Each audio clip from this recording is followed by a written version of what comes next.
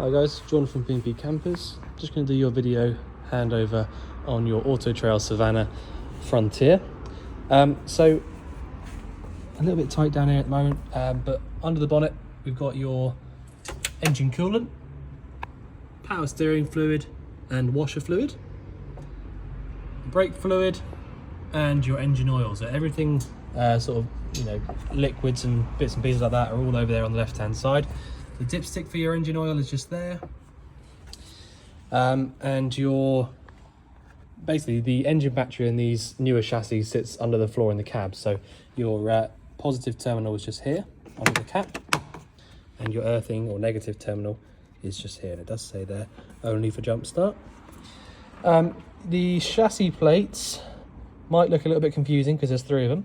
So basically, if I just quickly explain, this is the one that would have been put on the vehicle when it was made from brand new, as in the actual Fiat van when it was made as a chassis cab. So that's that one, so you can ignore that one. This was the one that was put on when it was converted to a motorhome by AutoTrail. You can also ignore that one. This one here, the SV Tech one, is the one that you actually want to go off. So this is the one that basically a previous owner at some point has had redone by SV Tech, so that you've got I think it means it's got more towing capacity, but that's what that's there for. This is the one you want to go off, the one that says SV Tech. Inside the passenger door you've got the bonnet release handle just there, and you've also got the gas locker handle release just there. So just pulling this up releases the gas locker itself. The diesel fuel filler cap is just down there. You'll need your ignition key to get that open. Okay, so I'll just quickly show you the gas locker.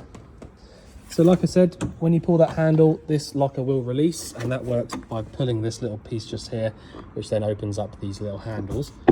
There is a catch at the back that will hold this open. I don't know if you can see it. It will hold this open. So all you need to know really is you've got space in here for 2 of these 6 kilo propane bottles. To turn the bottle on, you go anti-clockwise round to the left, so that turns the bottle on. And to turn it off, we go clockwise round to the right, and that'll turn the bottle off completely and isolate the gas from the van. You've got 5 years on these pigtail hoses, and this one is dated 2022, so you've got till 27 to replace this. I'll just pop this down now. I need to get in the habitation door in a minute. These 2 vents just here are both to do with the fridge. So if you wanted to get into the fridge for any reason, the back of the fridge, you can get there. But you shouldn't really need to do that, to be honest. Toilet cassette locker. To take the actual toilet cassette out, we lift up on the little orange tab, and that will allow us to release the toilet cassette out. All you need to know really is you drain it out from here and hold the little orange button down when you're draining it. This vent just here is to do with your boiler. So if you've got the boiler lit up, you'll feel hot air coming out through the bottom of this here. The one below that is a external gas point or a barbecue point. So if you wanted to plug a barbecue into this, you can do, as long as your gas is switched on from the bottle, you'll have gas at that point just there. You do need to give them a fair tap to lock over for whilst you're driving. This is an external mains power socket.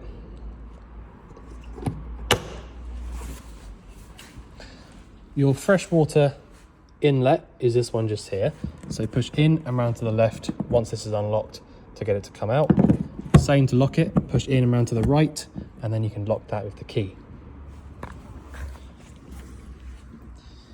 In this cupboard at the back, a couple of important things. So you've got a nice little light just here that allows you to see properly back here. But the main things really, you've got your boiler back here.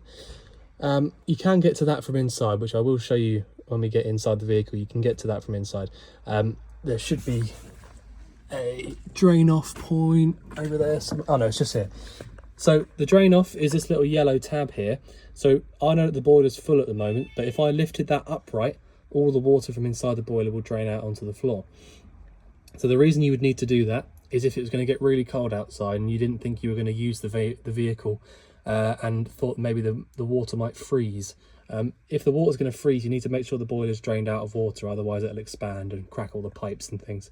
So just lifting that up will do that for you, nice and easy. The point for the external water point is just here, it's this one, and the external gas point has a little point just here, so you can plug that into it and turn it, and then you've got a point here for your hose to come off of. So that's what those bits are there. You can easily get to the spare wheel by taking off this little cap just here, and there's a little screw inside of that, so you can undo the spare wheel carrier, which is just there. This cupboard at the back, the awning winder is in there, and you've got loads of storage down that, and in that little gap there.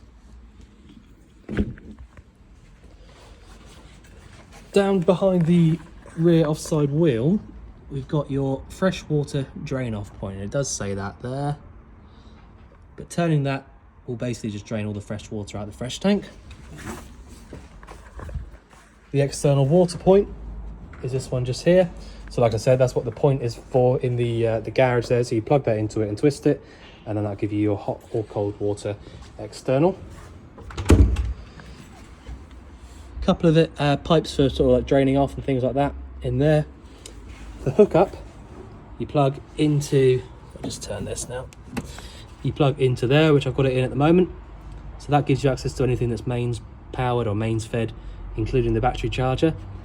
And your twin Leisure batteries sit just there. I'll get in the cab.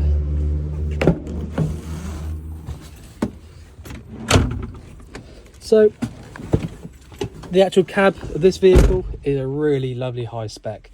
So you've got the automatic gearbox for a start, which is a really nice thing to have. Might sound a little bit silly saying that, but to be fair, when it comes to motorhomes, you're looking at about 1 or 2 in 100 will be automatic. It's very, very hard to come by to find an automatic motorhome. That being said, you've got the Waco reversing camera there, the electric adjusting mirrors from this little dial here. You can lock and unlock the cab from here or here. You've got the cruise control, so that's from this little dial down here. Lights come on from this left-hand stalk. Air conditioning from the centre switch just there, which again, they don't always have that. This centre console looks like it's got quite a lot of extra bits and bobs on it. There you go. So that's quite smart. I'll just turn that off now. Yeah, so you got your air conditioning. Hazard lights come on from in the middle just there. This switch just here, not sure what exactly that's for. But yeah, so, you know, loads of really nice extras on here. If you haven't driven one of these automatic gearboxes before, they're a little bit strange in the way they're sort of laid out, but they're very, very easy to use when you actually get the hang of it. Up to the top right-hand side is neutral. There isn't a park function on this. And if I just quickly explain it, the reason why that is because it's actually, in its, you know, literal sense, it's actually a manual gearbox, but it's got an automatic selector on it. So essentially what that means is it's exactly the same gearbox as you might find in the 3-litre manual, but it's got a selector on the top of it which just moves the gears around and selects it for you. So there's no clutch or anything like that you have to worry about, but it is essentially a manual gearbox with a selector. So that's why there's no park function on there. Putting it up to neutral just there on the top right, and then putting the handbrake on is you in your park section or park function. If you want to put it down into drive, literally just put it down and let go. It'll go over to the left hand side and straight away you'll be in automatic and it'll come up saying 1A. If it says 1A, you can drive off and it will select the gears through the gears exactly as you would expect.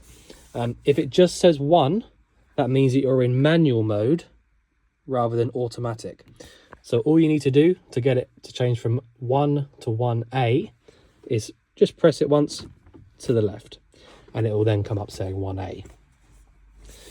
You can, if you want to, push over again so that you just get the number and then flick through the gears manually, going down the gears by pushing up or up the gears by pushing down. Reverse is over and down to the bottom right, and it will then come up saying R on the screen there, and then back up to neutral. So hopefully that makes sense. You've got all of the cab blinds in there. They're all there. All the ones from the side windows, middle window, the windscreen, sorry. The original fitted entertainment system is there. There should be a couple of little bits. Yeah, all of this stuff up here should be to do with that. If I'm completely honest, I'm not 100% on how all these AutoTrail bits and pieces work, but it's a standard AutoTrail thing to have that little center screen there. Okay, so that's the cab. When you come into the vehicle and open up this cupboard here, I think it does. Oh no, it doesn't. So you've got this power supply unit. So it's a Sargent EC325. So essentially what this is, power supply unit, meaning that anything that has power, you know, like the hookup or the leisure batteries or the engine batteries even, run to this and then get split off where they need to get split off to. So you've got your power, your 240 volt trip switches here, all in the upright position and all showing red at the bottom, meaning they're all on. It does also tell you what they actually do. So you've got the main RCD here, and then you've got the MCBs. So they do sockets, heater, all that sort of stuff. So it tells you what they do. So if you had an issue with any of those specific appliances, you can come in here and just check that they're all in the upright position and all on. So that's your mains powered stuff. You then also got your 12 volt fuses. So it does also tell you above each one of those exactly which one does what. It also tells you what size they should be as well. So you can just marry those up and say, you know, all right, well, for example, if the water pump stopped working, I'll come in here, have a little look and see which one's water pump. So number 4 is water pump. It should be a 10 amp, and I'll just check that and just see if it's all working properly and it's the right size. So it's really simple how that works. The only other thing it does is it's got this little switch up here that says charger. So when you plug the hookup cable into the vehicle, which I have at the moment, turn the light off a sec, you can see it's illuminated and it's telling us that the charger is on and working. So that is how that system works. So yeah, that's about it. The TV aerial booster is up there, and you can turn it on and off just from that, which is directly linked up to your tilt and turn aerial up on the roof. So that is your main sort of power supply system. That's all the electrical bits and pieces mainly are just in there. Okay, so I don't think there's much else to show you in the front there. So over the habitation door, we've got your control panel here, which again is a Sargent control panel, and your sort of, I don't know what to say, like the boiler system is all of this sort of stuff here. So I'll run you through this in just a minute, but we'll start with the control panel. These Sargent systems are so simple to use and really nice and reliable. So if I turn this power switch off, anything that has 12 volt power running to it, like the lights, the ignition for the fridge, the ignition for anything at all that's 12 volt is basically run directly from there. So when I turn this on, it then gives power to everything. I've also got the pump switch on, which is the first thing I want to run you through. Assuming that you know that you've got some water in the fresh tank, you can turn your pump switch on and come to the tap. If you want to use the boiler and heat the water up from the boiler, you need to do this first, just to prove to yourself that the boiler's actually got water in it. All right, this is the only way that you can physically know that the water has any water in it at all. The boiler has any water in it at all, sorry. So pump switch on, and then just come over to your tap, pull the cold water side through. So we've got no air coming out through that. That's absolutely perfect. Turn it to the hot. A little bit of air coming through, just a little bit. And now there's no air, so that's perfect. I can turn that off. The pump will turn itself off. There you go. So no air coming through the hot or cold side, and the pump turned itself off. That means for an absolute fact that the boiler is full of water. if the boiler wasn't full of water, the pump would not turn itself off. You know, absolutely no way can it turn itself off. The only way that pump can turn itself off is when it gets up to pressure. If the boiler isn't full of water, it will not get to pressure because it runs through the boiler first before it gets to the hot tap. All right, so until that boiler's full, that pump will not turn itself off and you won't get nice clear water coming through the tap like that. So doing that is the only way to just be definitely sure that the fresh and the waste, not fresh and waste, sorry, the hot and the cold side of the system are full and all pressurized. Once you've done that, you can then go ahead and start using the boiler exactly as you want to do, but that's really important that you just check that first.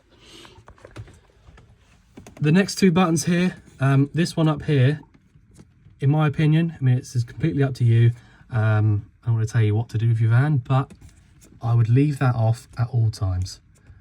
If you press that button there, what happens is it switches the power that's running all these lights and all the ignition, the pump, all that sort of stuff.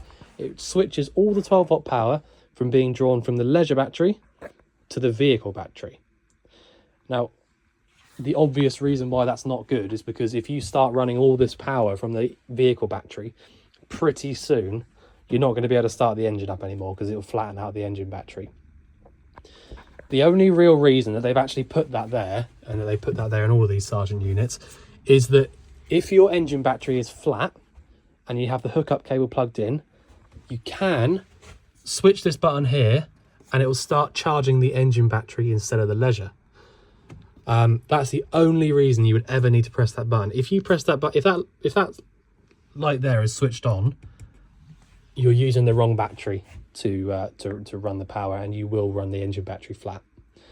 So, like I said, it's very, very unusual that you'd actually have to use that button, but that's what it's for. The aux switch will power things like any extra bits and pieces that have been fitted. To be completely honest, it's normally quite random what is actually powered by the aux switch. Every manufacturer is different, so you'd have to really try that out for yourself. See what things don't work without it on and what does with it on, if you know what I mean. That's that. So that's just extra 12-volt bits. If I flick through here using this top button, I'll go back to the main screen quickly. So this is what will come up straight away. This is telling us the internal temperature of the vehicle. So if I flick through here, don't worry about those ones. You can set an alarm. You can set the clock time. Water tank fill, you don't need to worry about that. Pump select. So if I just quickly run you through something quickly, well, not run you through it, but show you. Next to the fresh water inlet point, you've got this little power socket. So the power socket is for if you had a external pump that you wanted to drop into a tank to fill this water tank up, you can plug it into this, which is a little 12-volt point. So the reason you would do that, if you didn't have access to any fresh water to plug straight into it, and obviously I've just used a watering can to fill this up, but if you didn't have access to anything like that, but you did have your freshwater rollaway tank, you can pull the rollaway tank up to here and then drop a 12-volt pump into it to pump into here. And this is what this little power socket here is for. It's just to give you power for one of those external pumps. If you want the power to be sent to that 12-volt socket, you need to have it on here on both, on pump select. So basically, pump select being on both means that the internal pump, which is the one that runs to pump the water through to the taps, is on, and that power socket outside has got power. All right, so in my opinion, just leave that on both all the time. Battery current, that's just basically telling you what current's being drawn from the battery. External temperature, wastewater levels, and freshwater level. Now, to be fair, there is more than 0% water in the fresh tank because I've just put about 10 litres into it from the watering can. So that's not exactly accurate, saying it's completely empty. If you want to know that it's completely empty, just go to the fresh water drain off point on the offside rear. But once you fill this up, it will start going up a little bit on the percentage there. It's only because I've not put very much in it. They're about 100 litres, the tanks, I think. So that's why that's saying 0. Leisure battery type, lead acid, that's correct. Main supply on, that's because we've got the electric hookup plugged in, it's recognised that. vehicle battery voltage and leisure battery voltage. So that is all very good. So that's the control panel. Once you finish using the water pump, it's always good practice to switch it off there, just in case anything happens. You know, if a pipe bursts or something like that in the future, you don't want the pump to be switched on when that happens. I'm not trying to scare you by saying that's never happened to me ever, but you know, like I say, if it does happen, that's the last thing you want, is the pump to be pumping through. So that is that. Okay, so the boiler system. So I've actually literally just done another video explaining all this sort of stuff, but I will obviously go through it. These are a very, very standard boiler system setup. You can ignore this switch just here. This is literally just a light switch for over here. Okay, it's got nothing to do with these. So Combi E on the left hand side, that is the dial, the Combi energy dial, which tells the boiler what energy to use, either gas, electric, or both. All right. So at the moment, I've got the gas switched on in the cupboard, so I could leave it here on the gas only symbol, or I could go up to electric only because I've got the electric hookup plugged in. Or if I'm in a real hurry to heat the water up or heat the van up, I can go down to electric and gas. So at the moment, because I've got the electric hookup and the gas switch on, it's completely up to me how I want to, you know, give the boiler, what energy I want to give the boiler. Basically, it's completely up to me because I've got both. If I didn't have electric hookup plugged in, but I did have the gas switched on, I'd have to leave it here on gas only. Vice versa, if I didn't have any gas, but I did have the electric hookup plugged in, I'd have to go up to electric only. All right, so for the minute, I've got the gas on, so I want to use it on gas, really. So I've selected gas. I'm then going to come over here to the one that just says Combi, and I'm either going to select hot water only, which is up 1 or 2, either 40 or 60 degrees. So at the moment, I'm literally just heating the water up. The boiler will light itself up, and then whatever water is inside the boiler will start heating up to whatever temperature you've set. So right now, the boiler is heating the water up to 60 degrees, and it's doing it via the gas. If I go back down to the middle here, that turns the boiler off. If I go down 1, that's heating only. So again, I'm on gas only, and I'm now on heating only. So now the boiler is completely forgetting about the hot water, and it's just going to start pumping hot air through any of these little circular vents around the vehicle. So there's one there, maybe one at the front somewhere. Yeah, there's 2 down there, look. So pretty soon, any of the little circle vents there are going to start pumping around warm air. If I go down to the very bottom one here, we've got heating and hot water at 60 degrees. So if I want hot water and heating at the same time, you go all the way down on the right hand dial, and then you just select what energy you want it to use. So at the moment, like I said, I can use gas and electric. So at the moment, I've got heating and hot water on gas and electric. So that's how that works. Hopefully that makes sense. I'm actually going to leave that on for a minute just to heat the water up and get the van warm. These 2 switches over here, top one is just your entry lights, and the bottom one is the button for your step.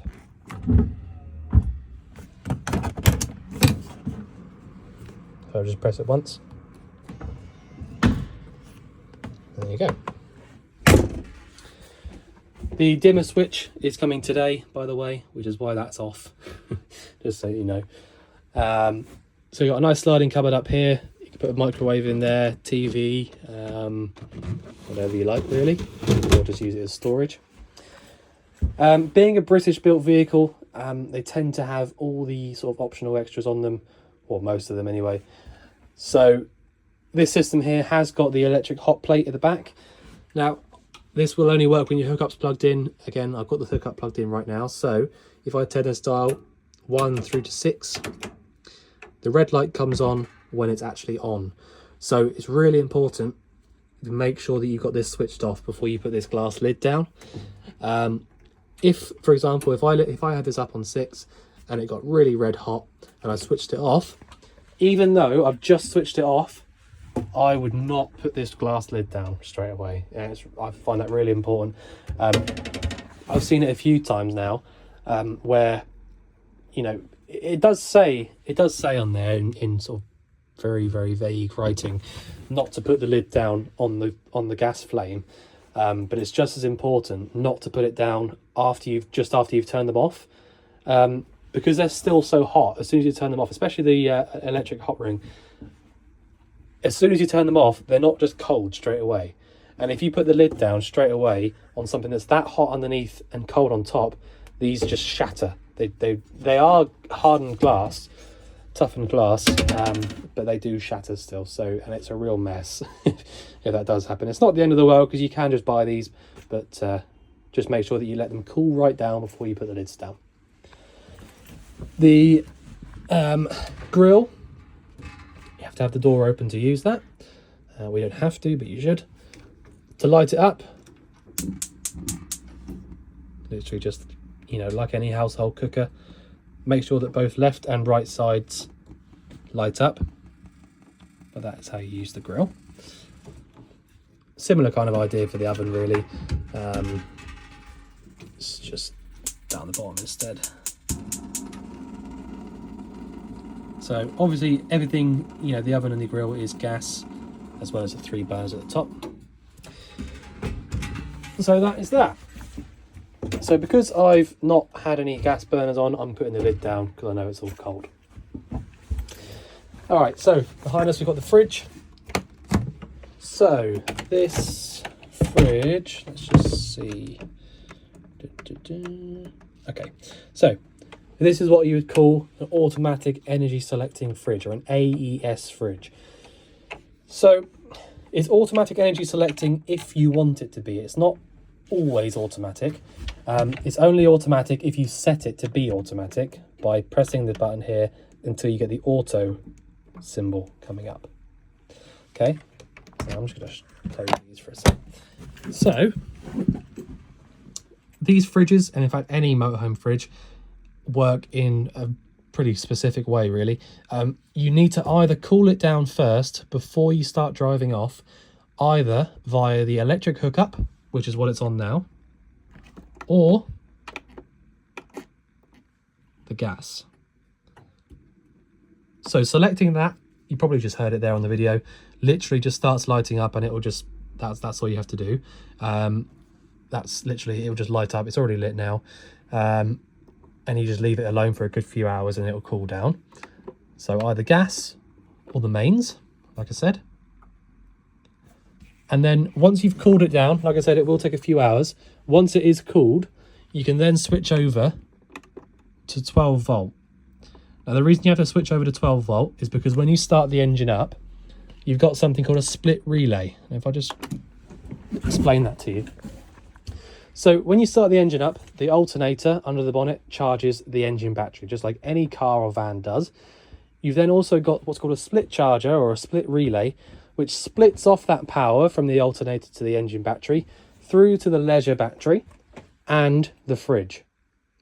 So that all the time that your engine's running and you're driving, you can be charging up, not charging up, you can be cooling down the fridge. But in saying that, the 12 volt side of things is only powerful enough to keep the fridge cold.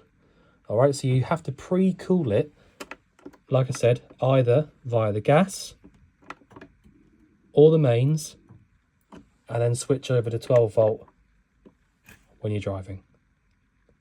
All right, so hopefully that makes sense. If you leave it on auto, it will go through and select whichever way it thinks is the best way. So straight away, it will work out that the most efficient way to use this fridge is the 240 volt, or the mains. So I've got mains and gas plugged in at the moment, and it's selected mains for me. So that's exactly what I would do anyway. If I had both, I would always just choose mains. If I didn't have the mains cable plugged in, it would recognize that and it would choose gas. If you turn the gas off and start the engine up, it should switch over to 12 volt. All right. So that's how the fridge works. So we're now pumping out quite nice warm air coming out through there. So that's working really nicely. The shower system is very, very simple, all really nicely bonded around the edges, so there's not going to be any water coming through any sort of corners and causing any damp problems or anything like that. So I don't feel like I need to show you how it actually works, but you have got a light switch for that just here, nice and bright. The bathroom or the toilet area, now I'll just explain as well, this door will open up and close up against that, so that you can have that door open if you want to and separate the bathroom area from the back. The toilet, again, it's all very simple stuff, but you've got the blue button just here, which puts your flush fluid around the actual bowl. And then when you want to drain it into the cassette, push to the right and then pull it back. And that's how you drain it into the cassette. The light switch is just here. And that is about it, really. What else do we have? So as I said, the boiler is just inside here. The only thing I will point out to you down here is that you've got this little switch over here on the right. So that there says ultra heat. So basically you can leave that on all the time. All that switch there does, it doesn't actually start anything working. All it does is allow your mains switch on the Combi E to work, basically. When you choose mains, that switch there needs to be on to allow it to work. So you can leave that on because all it does is allow that button to work up the top. You've got a couple of gas isolators down there if you wanted to isolate the gas from any appliances. But that is about it. It just gives you good access to the boiler. TV system back here. Again, if I'm totally honest, I'm not really clued up on the TV systems, but it is all there if you want to use it. Absolutely stacks of paperwork in here for this vehicle. That'll be all the appliances, all that sort of stuff. All the paperwork will be in there for all that. I don't think there's anything else really. Huge amount of storage in the back here. I mean, it's, you know, it's very good really. So if there's anything you think I've missed out, anything you want going through again, just let us know. But otherwise, we look forward to seeing you soon to collect your van. Thanks very much.